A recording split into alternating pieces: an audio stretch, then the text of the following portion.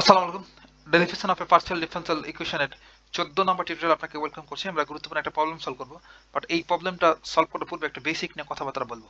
ভাই আমরা স্ট্রেট লাইনের বা সরল রেখার জেনারেল ইকুয়েশনটা কি জানতাম? এমন ছিল না ax plus by plus c equals to 0। এইটাই ছিল স্ট্রেট লাইন বা সরল রেখার জেনারেল ইকুয়েশন বা সাধারণ সমীকরণ। এখন কোন একটা সরল রেখা যদি x এবং y অক্ষকে ছেদ করে, এমন এই যে ধরেন এই সরল রেখাটা, এটা হচ্ছে এক্স অ্যাক্সিস, এটা হচ্ছে ওয়াই অ্যাক্সিস, এবং এক্স অ্যাক্সিসকে এতটুকু ছেদ করে এ অংশ, এবং ওয়াই অ্যাক্সিসকে যদি বি অংশ ছেদ করে, এমন আকৃতির স্ট্রেট লাইনের আমাদের সমীকরণটা কি ছিল? X upon a plus y upon B equals to 1, অর্থাৎ ছেদক আকৃতির সরল রেখার সমীকরণটা ছিল এমন, যেখানে এ হচ্ছে এক্স অঙ্কের ছেদাংশ, এই যে এতটুকু, আর এখানে বি হচ্ছে ওয়াই অক্ষের ছেদাংশের পরিমাণ এতটুকু। আমরা এসব জানতাম না ভাই? ঠিক তেমনি আমরা জানি যে সমতলের জেনারেল ইকুয়েশন হচ্ছে এমন, ax plus by plus cz plus d equals to 0। এখন যদি কোনো একটা তল বা কোনো একটা সমতল অর প্লেন যদি এক্স ওয়াই এবং জেড অ্যাক্সিসকে ছেদ করে, তবে এই ইকুয়েশনটা হয়ে যাবে এমন, এক্স আপন এ প্লাস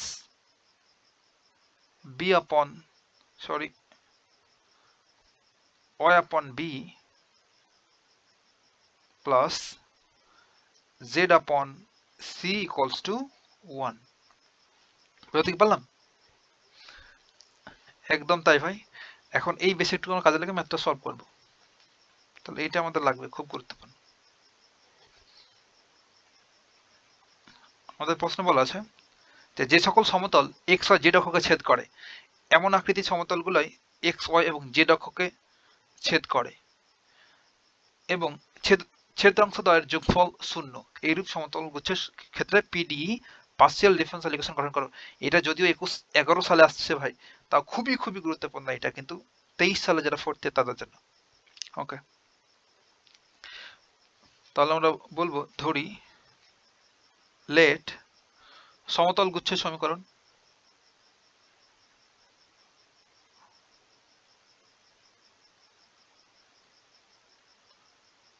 এটা আপনার ঠাডা মনে রাখতে হবে, হ্যাঁ, যে এমন কথাবার্তা বলা থাকলে এই ইকুয়েশনটা হবে।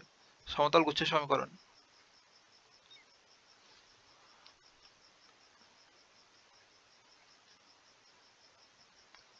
সমতল গুচ্ছের সমীকরণটা হচ্ছে x upon a plus y upon b plus z upon c equals to 1। এটাকে আমরা 1 নম্বর ইকুয়েশন বললাম। আর আবার বলে দিয়েছে ভাই যে ছেদাংশ ত্রয়ের যোগফল 0। তাহলে যেখানে ছেদাংশ দেখেন, যখন সরলরেখা ছিল তখন ছেদাংশ ছিল a আর b, আর এটা সমতল বা প্লেন, সেক্ষেত্রে ছেদাংশ হচ্ছে a b আর c। তাহলে এই তিনটার যোগফল হবে 0। আমাদের বলে দেওয়া আছে প্রশ্নে a plus b plus c equals to হবে 0। এটাকে আমরা বললাম 2 নম্বর ইকুয়েশন। এখন দেখেন তো এখানে আরবিট্রারি কনস্ট্যান্ট কয়টা? এই 1 নম্বর ইকুয়েশনে এটা তো আরবিট্রারি কনস্ট্যান্ট কয়টা? আরবিট্রারি কনস্ট্যান্ট হচ্ছে এ বি সি তিনটা, এবং ইন্ডিপেন্ডেন্ট ভ্যারিয়েবল হচ্ছে মাত্র দুইটা। সেহেতু এখানে আমাদের একটা কাহিনী করাই লাগবে, একটু সাবধান হতে হবে প্রথমে আপনাকে ইকুয়েশন দেখে। তাহলে আমরা এই এক নম্বরকে বা 1 কে এক্স এবং ওয়াই এর রেসপেক্টে পার্শিয়াল ডেরিভেট করব। এক্স ও ওয়াই এর সাপেক্ষে আংশিক অন্তরীকরণ করে পাই।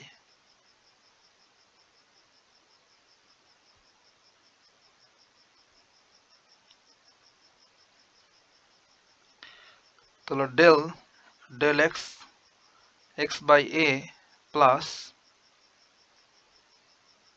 Del x y by v plus del x z upon c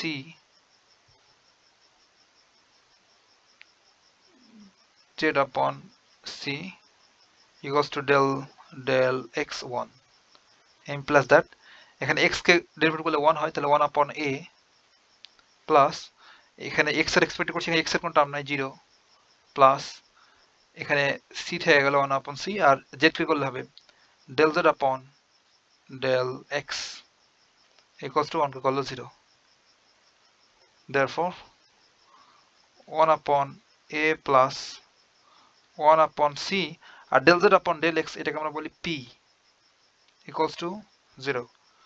তো এখানে আমরা সুন্দর করে রাখতে পারি 1 upon a equals to আমরা লিখতে পারি minus p by c implies that আমরা c সমান কি আর গুণ করলে c সমান কি হবে ভাই minus ap, therefore c left সাইডে নিয়ে আসলে ap equals to হবে 0। এটাকে আমরা দিলাম 3 নম্বর ইকুয়েশন। আমরা একটু করে কাজে লাগাবো এগুলা। এখন আমরা y এর এক্সপেক্টেড পার্শিয়াল ডেরিভেটিভ করব। del del y x upon a plus del del y upon b plus del del y z upon c equals to del del y 1 implies that এটা 0 প্লাস y কে করলে 1 হয়, তাহলে 1 upon b থাকলো পরে plus এটা দেখেন 1 upon c constant পড়ে থেকে গেল, আর z কে y এর এক্সপেক্ট করলে del z upon del y equals to 0, therefore 1 upon b plus 1 upon c, R del z upon del y কে আমরা বলি q equals to 0 implies that 1 upon b equals to আমরা লিখতে পারবো minus q upon c, আর গুণ করলে হয়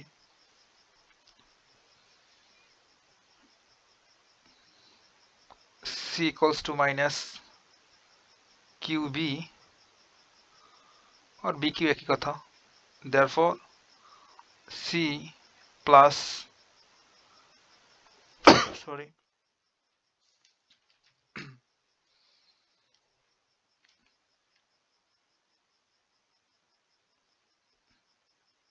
bq equals to 0। এটাকে আমরা বললাম 4 নম্বর ইকুয়েশন, তাই না? এখানে 3 দিয়েছি, সেটা 4 এটা।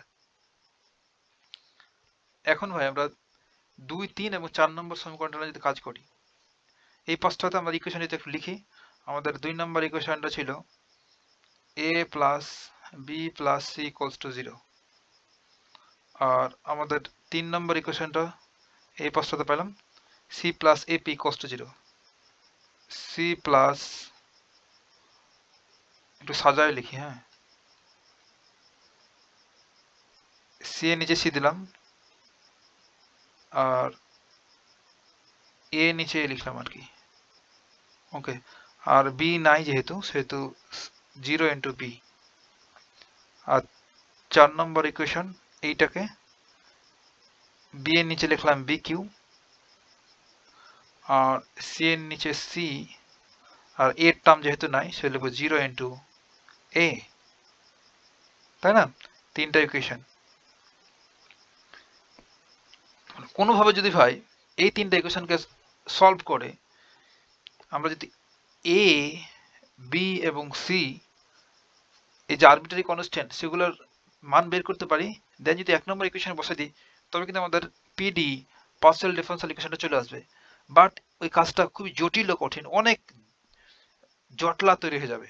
ওসব ঝামেলার ভিতরে না গিয়ে যদি আমরা এই 3টা ইকুয়েশন থেকে এই 3টা ইকুয়েশন নিয়ে যদি আমরা একটু কাজ করি, অর্থাৎ নির্ণয়কের হেল্প নেই, তবে এ বি সিটাকে আমরা সহজেই অপসারণ করে ফেলতে পারবো।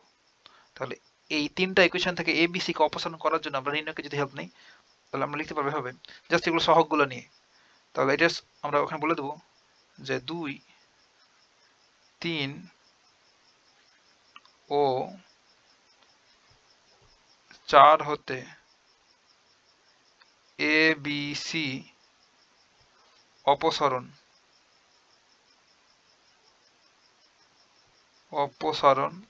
করে, একটা নির্ণায়ক তৈরি করব। আমরা ছোটকালে এগুলো জানতাম এভাবে সলভ করার। তাহলে এ ওর পাশে কিছু নাই, মানে কি আছে, 1 আছে, 1। তারপর বি এর পাশে কোএফিসিয়েন্ট কত ভাই, বি এর পাশে কোএফিসিয়েন্ট কিছু নাই, মানে 1 আছে, তাহলে 1। আর সি এর পাশে কিছু নাই, মানে 1 আছে। আর এখানে দেখেন এ এর কোএফিসিয়েন্ট কত, এখানে পি, তাহলে নিচে লিখবো পি। আর বি এর কোএফিসিয়েন্ট 0, সি এর কোএফিসিয়েন্ট 1, কিছু নাই মানে 1 আছে। আর এখানে এ এর কোএফিসিয়েন্ট 0, আর বি এর কোএফিসিয়েন্ট কিউ, আর সি এর কোএফিসিয়েন্ট হচ্ছে 1। এটা নির্ণায়ক ইকুয়ালস টু 0। আর নির্ণায়কটা সলভ করতে আমরা সবাই জানি। আমরা ফার্স্ট আমরা এই 0 কে 1 কে নেব, 1 যখন নিব তার সারি আর কলাম বাদ, সারি আর কলাম বাদ। তাহলে 0 আর 1 গুণ করলে ভাই 0, আর সূত্রের মাইনাস কিউ আর 1 গুণ করলে কিউ। তারপরে কি হবে, মাইনাস। এবার আমরা কি নেব, এই 1 এর এই সারি আর এই কলাম বাদ, তাহলে কি করব, তারপর পি আর 1 গুণ করলে পি, সূত্রের মাইনাস 0 আর 1 গুণ করলে হচ্ছে 0। এবার প্লাস এই 1টা নিব, এবার এই 1, তাহলে এর সারি কলাম বাদ, তাহলে পি আর কি গুণ করলে পি কিউ। আমরা জানি এগুলো নির্ণয় বের করতে, পি কিউ মাইনাস 0, 1 আর 0 গুণ করলে 0 ইকুয়ালস টু 0। এরপরে ক্যালকুলেশনটুকু এই পাঁচটাতে আমরা করি। ওকে, তাহলে এখানে কি হয়, মাইনাস কিউ, তারপর হচ্ছে minus p plus p q equals to 0, plus that minus q minus p, এই পি কিউটাকে পাশে পার করে দিলে কি হবে, মাইনাস পি কিউ। এখন সবগুলোকে মাইনাস দ্বারা গুণ করলে কি হবে ভাই, সবগুলোকে মাইনাস দ্বারা গুণ করলে p plus q equals to হবে পি কিউ। ইহাই নির্ণেয় পিডি। দেখেন এখানে কোনো আরবিট্রারি কনস্ট্যান্ট এবিসি নাই, ইহাই নির্ণেয় পিডিই, পার্শিয়াল ডিফারেনশিয়াল ইকুয়েশন। আর কেউ আবার ভাই এই নির্ণয়গুলো করতে কেউ ঝামেলা ফেস করে। হ্যাঁ, তো আমি এই যে এটা প্লাস কিভাবে নিলাম দেখেন, এটা কততম ভুক্তি, এটা হচ্ছে অনতম ভুক্তি, এটা কততম ভুক্তি, এটা 2তম ভুক্তি। নির্ণয়ের পরে ছোট কাল এইচএসসি, আর আমরা ফার্স্ট ইয়ার সব পড়তাম না লিনিয়ার অ্যালজেব্রাতে। আর এটা হচ্ছে 3তম ভুক্তি। আর আমি যেখানে প্লাস নিলাম সাইন, তারপর যেখানে মাইনাস নিলাম, এখানে প্লাস নিলাম, কিভাবে এগুলো বের করার ফান্ডাটা হচ্ছে -1 রাইজ টু দি পাওয়ার ভুক্তিগুলোর যোগ করতে হবে, 1 প্লাস 1, তাহলে কত হলো, -1 এর উপর রাইজ টু দি পাওয়ার 2 মানে হচ্ছে 1। আর তারপর দেখেন -1 রাইজ টু দি পাওয়ার ভুক্তি কত, এখানে 1 2তম ভুক্তি, তাহলে 1 প্লাস 2, দেন দেখেন -1 এর উপর 3 পাওয়ার কত হচ্ছে -1, তার জন্য এখানে মাইনাস নিয়েছিলাম। তারপর দেখেন -1 rise to the power 1 plus 3, ভুক্তি কালকে যোগ করবো আর কি, ইকুয়ালস টু কত হবে, -1 রাইজ টু দি পাওয়ার 4 মানে হচ্ছে 1, পজিটিভ 1, তার জন্য এখানে প্লাস নেওয়া হয়েছে, প্লাস। দেন তো জাস্ট আড়াআড়ি গুণ, অর্থাৎ এইভাবে যাব এইভাবে আসবো, 2 টাকার গুণ, কাজ শেষ। বুঝতে পারলাম, কথা হবে নেক্সট টিউটোরিয়ালে।